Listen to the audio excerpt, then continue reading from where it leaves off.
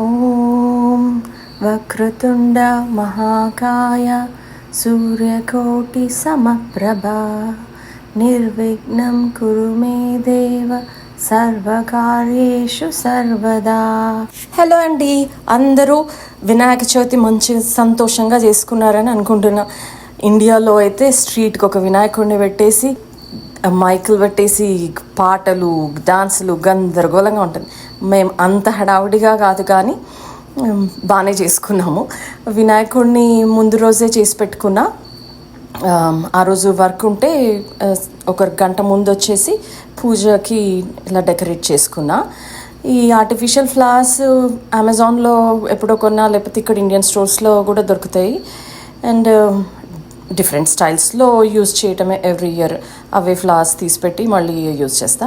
కానీ ఈసారి సతీష్ ఇట్లనే ఒక యూట్యూబ్లో చూసిండు, ఈ ఫోమ్కి వెట్ చేసి దాని మీద ఫ్లవర్స్ పెడితే 3-4 days మంచిగా ఫ్రెష్గా ఉంటాయని.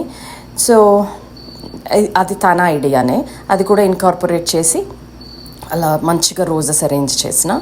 సరే, నాకు $30కి మంచిగా పత్రి కూడా దొరికింది. దాంట్లో ఈ మామిడాకులు, తమలపాకులు, గరిక. అండ్ ఫస్ట్ టైం నాకు ఇది తెలియదు ఇప్పటి వరకు, ఈ ఎరుకం పువ్వు అని, అది కేరళ అండ్ తమిళనాడులో ఎక్కువ యూజ్ చేస్తారనుకుంటా. అది గణేషన్కి చాలా ఇష్టం అంట. సో వాళ్ళే దండ చేసి ఇచ్చినారు దాంట్లో, ఆ ప్యాకేజ్లో. So that was something good. And then నేను కొన్ని ఫ్రెష్ ఫ్లవర్స్ అలా తెచ్చుకున్నాను. అండ్ గార్డెన్లోంచి కొన్ని ఫ్లవర్స్ అలా అరేంజ్ చేసుకుని. ఇది గోధుమ పిండితోటి మేము వీటిని చిట్మీలు ఆర్ ఉండ్రాల పాయసంకి చేస్తాం అలా.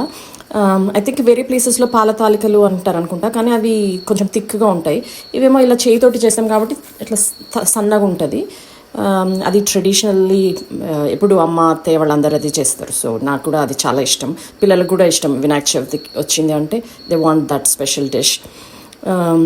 ఇన్ని ఇయర్స్ నుంచి చేస్తున్నా కాబట్టి పర్ఫెక్ట్ అయిపోయినా నేను కూడా, బెల్లంతో మంచిగా చేసి.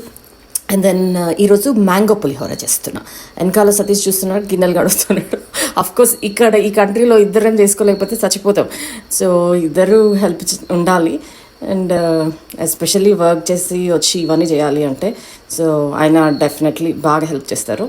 ఓం గణపతాయ నమః, ఓం గణపతాయ